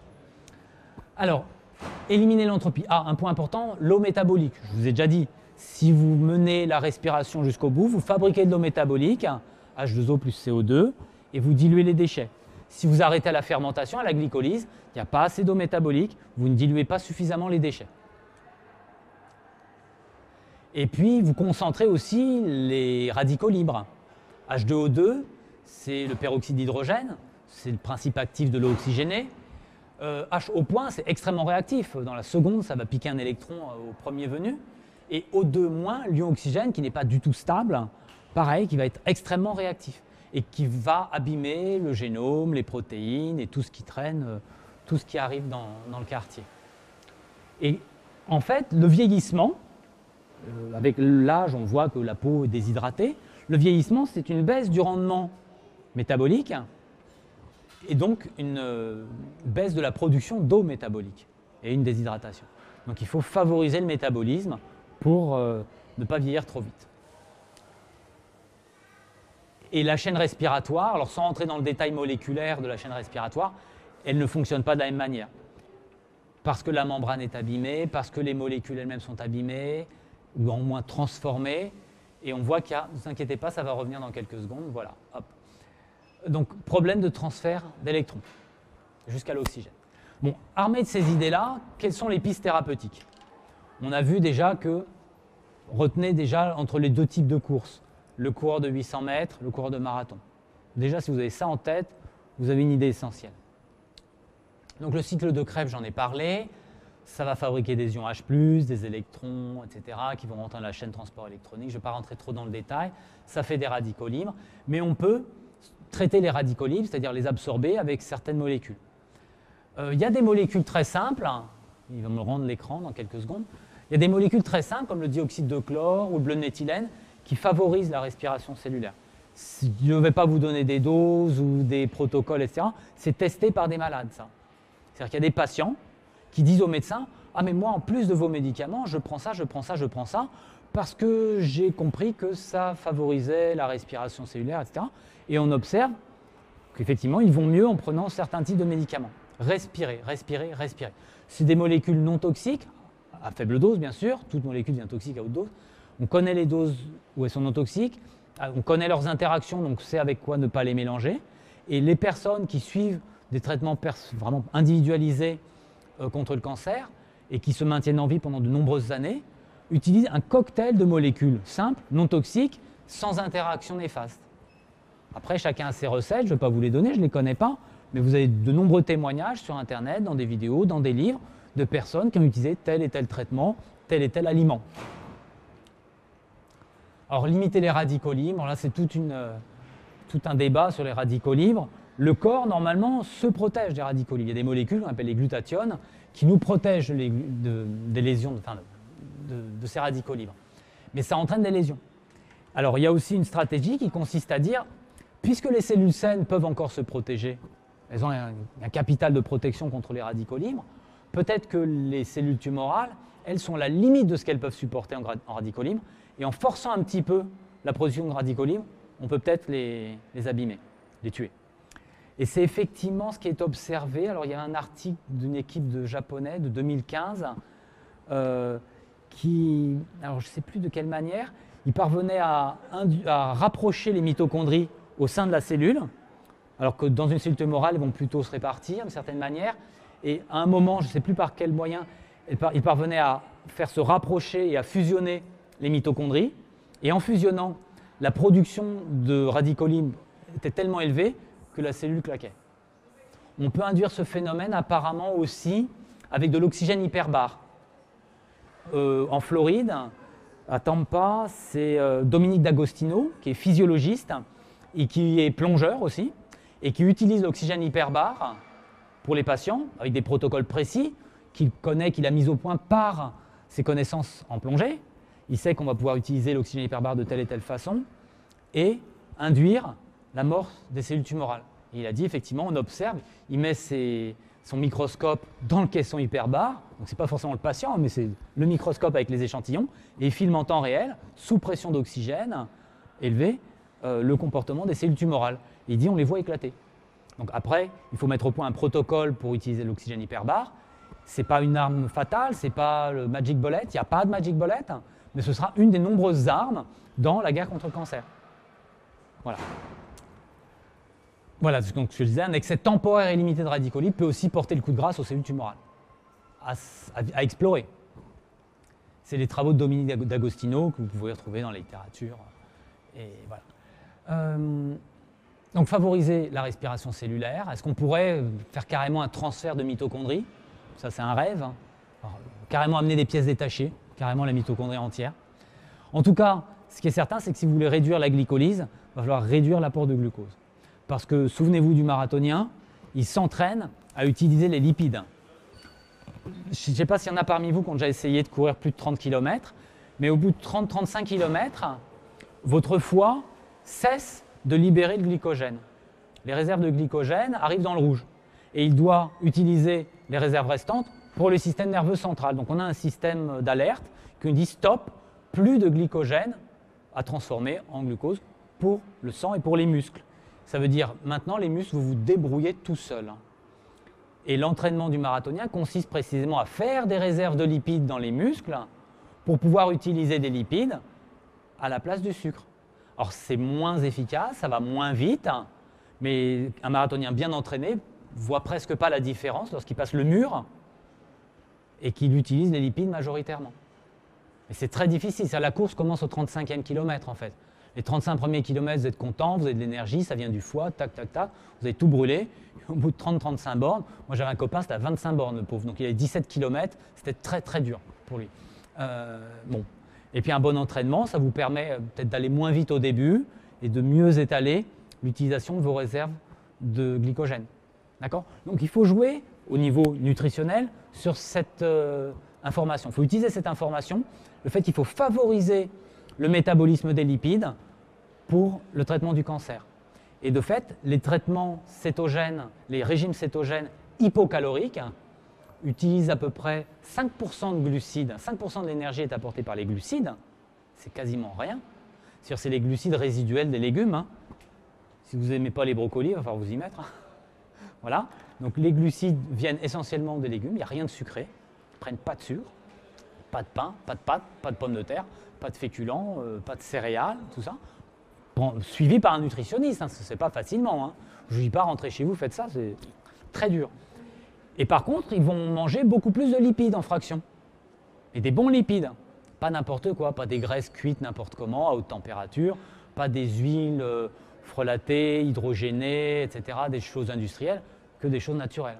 D'accord ? Donc je ne vais pas vous faire une liste des courses pour ce soir, mais voilà, il faut augmenter l'apport de lipides en proportion. Alors on s'est rendu compte aussi qu'il y avait un acide aminé qui pouvait fermenter, c'est la glutamine. Mais c'est un acide aminé dont on ne peut pas se passer, il est partout dans toutes nos protéines. Donc Thomas Seyfried, biochimiste à Boston College, a mis au point un protocole qui s'appelle le protocole PRESS-PULSE. PRESS, ça veut dire on va baisser l'apport glucidique en continu, et le corps va apprendre à utiliser les cétones, c'est-à-dire des molécules dérivées du métabolisme des lipides. Et périodiquement, à intervalles réguliers, on va donner un médicament qui va bloquer la glutamine. Et là, il observe que les tumeurs les plus agressives, comme le glioblastome multiforme, cancer du cerveau, les cancérologues l'appellent Terminator, c'est un truc horrible. Eh bien, il parvient à réduire la taille des glioblastomes. Et les médecins sont effarés parce qu'ils n'ont jamais vu ça. Vous pouvez envoyer les rayons que vous voulez, pouf, ça repart. Vous pouvez faire la chirurgie que vous voulez, pouf, ça repart. Et au bout de 12 mois, vous dites rentrez chez vous, on ne peut plus rien pour vous.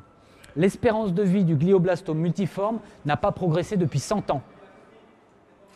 Les publications des années 20 nous donnaient une espérance de vie, je crois, entre 11 et 14 mois pour les patients atteints de glioblastome. On faisait une résection, on enlevait, on ne faisait même pas encore de radiothérapie, on n'osait pas trop sur le cerveau à l'époque peut-être un peu de radiothérapie, résection, mais on n'utilisait pas de chimiothérapie encore dans les années 20. C'est après la Seconde Guerre mondiale que c'est arrivé.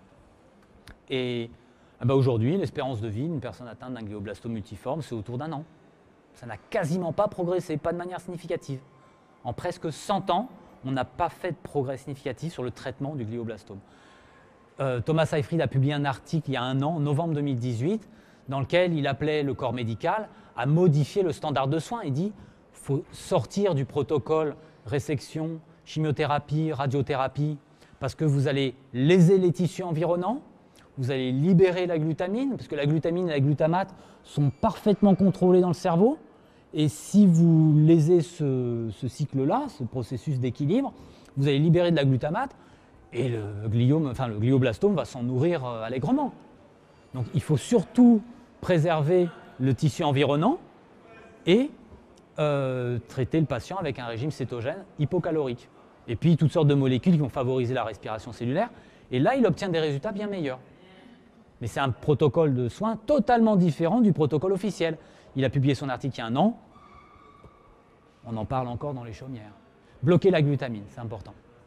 Relancer l'activité mitochondriale. Donc Laurent Schwartz, avec qui j'ai conçu l'exposition, lui avait recherché des molécules pour relancer cette activité mitochondriale, la respiration, et s'est rendu compte que l'association, il faut vraiment les mettre ensemble, l'association d'acide lipoïque et d'hydroxycitrate qui agissent sur des enzymes précises du fonctionnement de la cellule, permettait de relancer l'activité mitochondriale et de réparer et de redonner un peu plus de survie aux patients de manière significative. On peut aussi inhiber la glycolyse avec un imposteur, une molécule qui va se faire passer pour du glucose, mais qui n'est pas du glucose, le 2-désoxyglucose. Ça ressemble au glucose, mais ce n'est pas du glucose, c'est du Canada Dry de glucose, on va dire. Et effectivement, ça va mettre une molécule qui ne va pas pouvoir être complètement métabolisée et qui va bloquer la glycolyse. Un autre moyen d'intervenir, c'est de bloquer la première enzyme de la glycolyse, qu'on appelle l'exokinase. C'est la toute première étape de la glycolyse ici, qui va fabriquer du glucose 6-phosphate à partir du glucose. Ça va simplement phosphoryler la molécule de glucose. Bon. Et c'est une chercheuse coréenne qui s'appelle Young-Hae Ko, qui dans les années 80-90 avait travaillé sur le 3-bromopyruvate pour inhiber l'exokinase.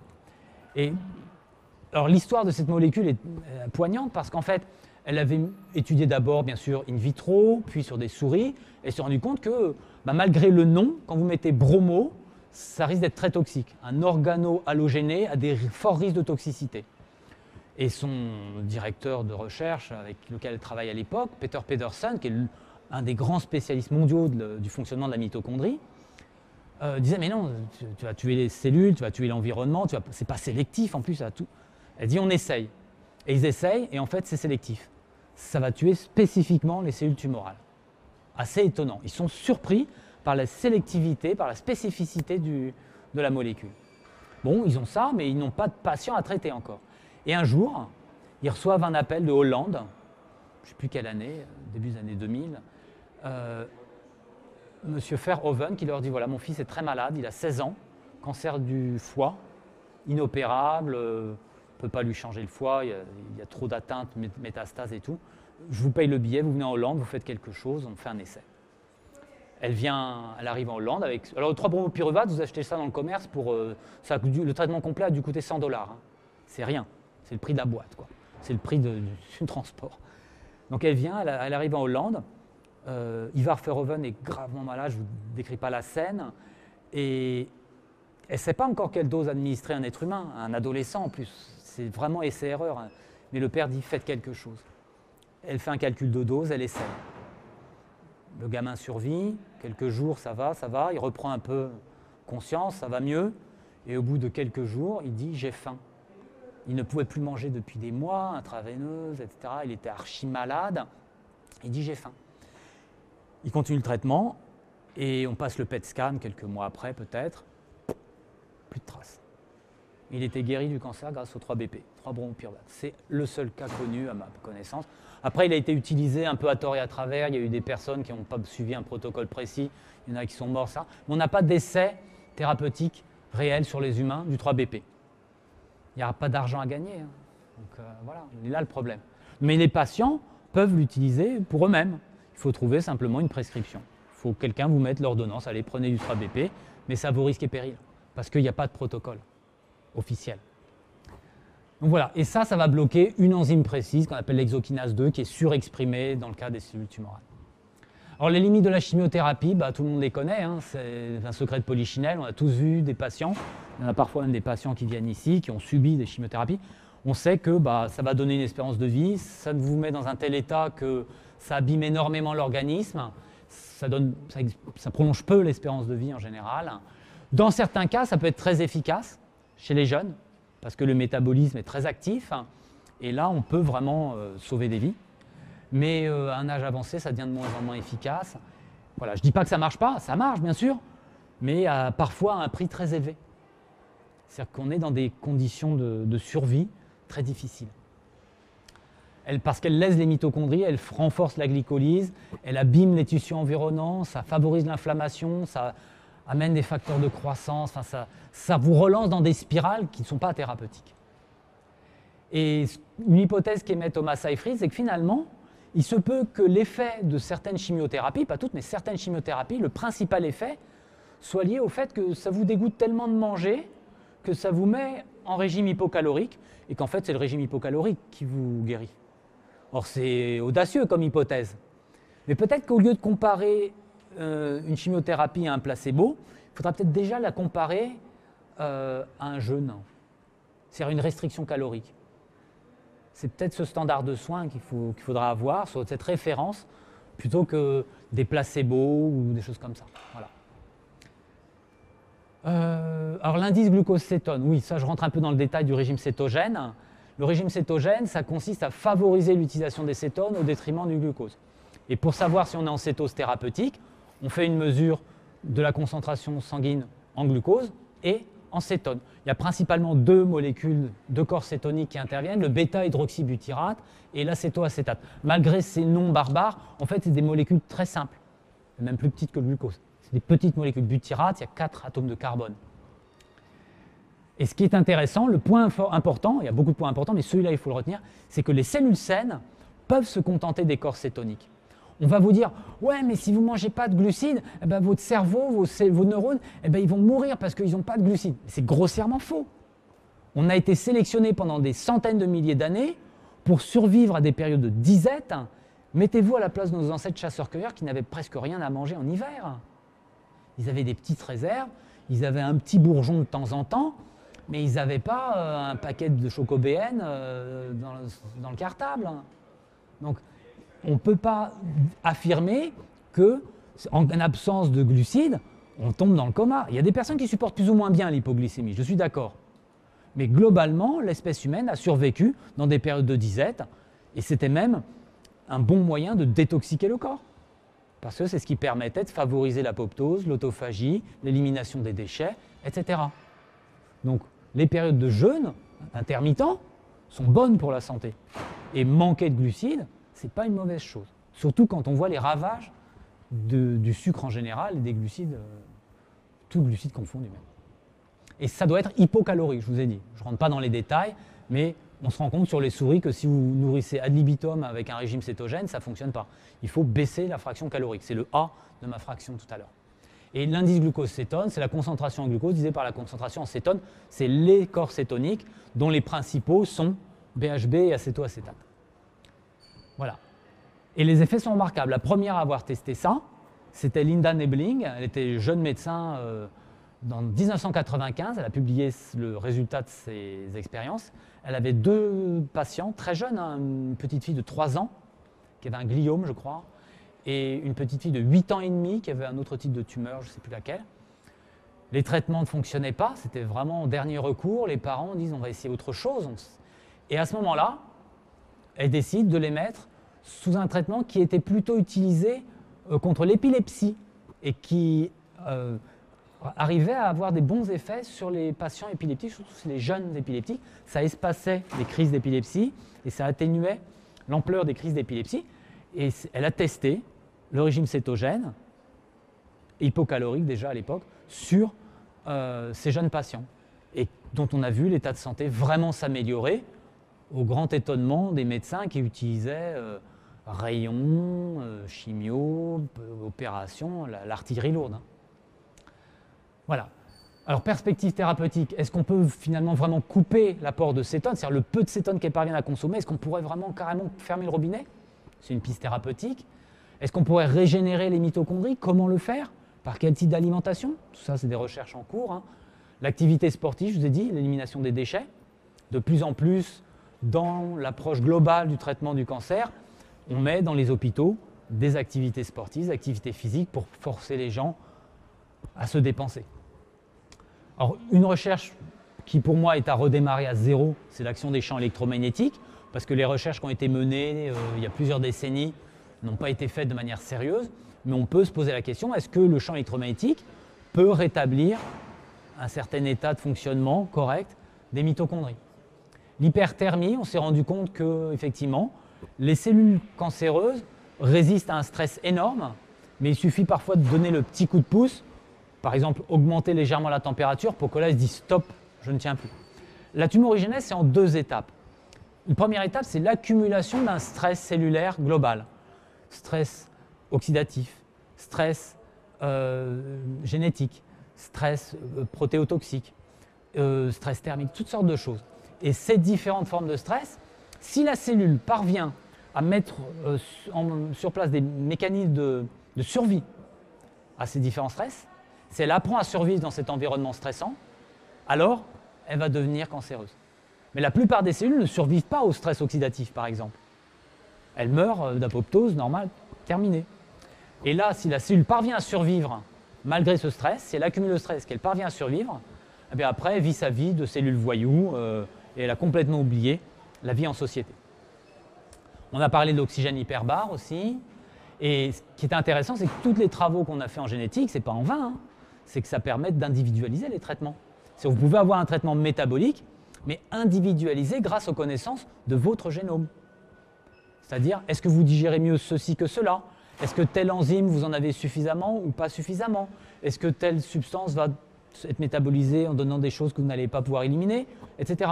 Donc on va personnaliser le traitement métabolique à chaque patient. C'est pour ça que c'est complexe. Alors conclusion de la conclusion même, on a vu que le cancer était une pathologie mitochondriale, que les mitochondries ont un rôle central dans le problème du cancer, et que ça altérait tout le métabolisme de l'écosystème cellulaire. Pas seulement de chaque cellule, mais aussi de la communication entre cellules, tout le métabolisme du corps. Et qu'il y avait une rupture du contrat social.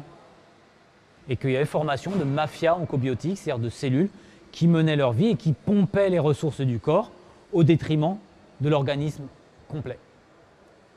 Donc c'est un combat multidimensionnel qu'il faut mener, forcément. Il faut agir sur toutes les échelles, des électrons, des molécules, de l'ADN, des cellules, du corps, etc. Et même à l'échelle sociale, puisque c'est aussi une maladie sociale. On voit qu'il y a des raisons sociales pour lesquelles le cancer du poumon va diminuer, parce qu'on a une démarche pédagogique, l'information, ou bien l'utilisation de telle ou telle substance va augmenter les risques de cancer dans telle ou telle région, par exemple. Mais retenez une chose, c'est qu'il n'y aura pas de médicament miracle. Quand vous entendez les journalistes vous dire « Ah, on a trouvé telle molécule ou telle recherche, tel chercheur a trouvé telle méthode », il n'y a pas. C'est un ensemble d'armes qui vont permettre de progresser. Et c'est ce que font les patients, certains patients en tout cas, qui testent leurs propres molécules, et parfois des dizaines de molécules.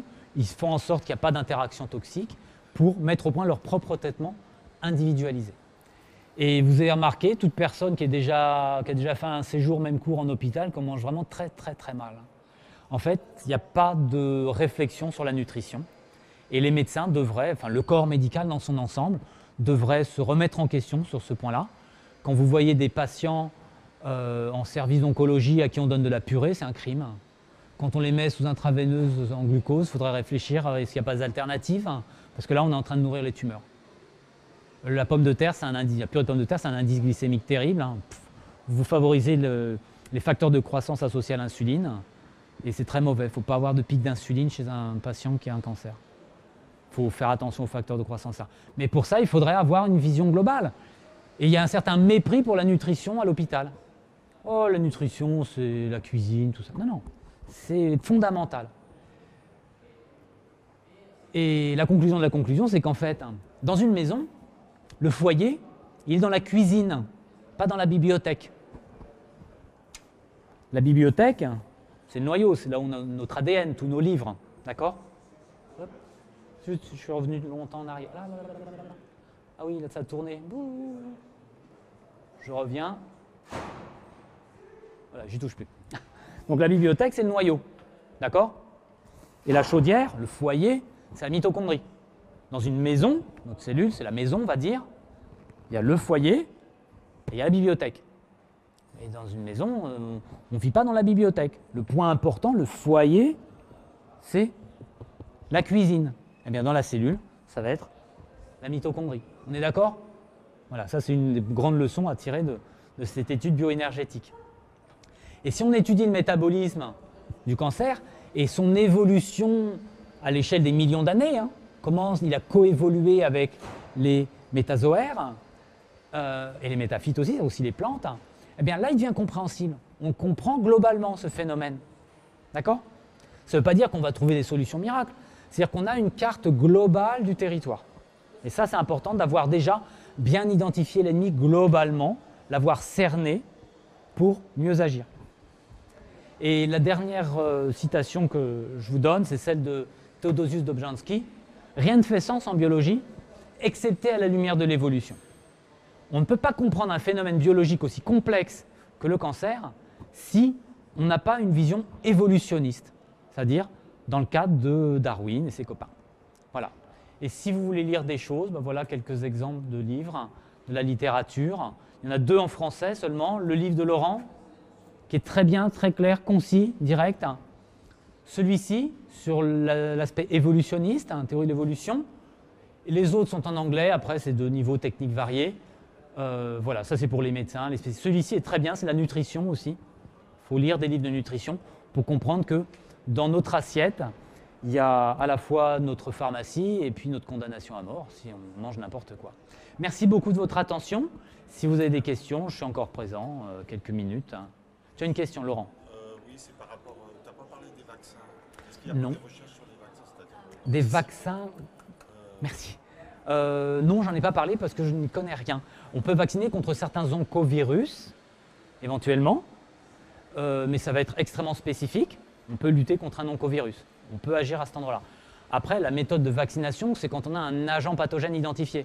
Et là, il n'y a pas, en dehors des oncovirus, il n'y a pas d'agent pathogène pour le cancer. Pour les plantes, c'est des bactéries, on a vu. Voilà, donc là, on pourrait imaginer. Au revoir. Merci. On pourrait imaginer des vaccins pour ce type d'agent pathogène, effectivement. Voilà, merci à vous.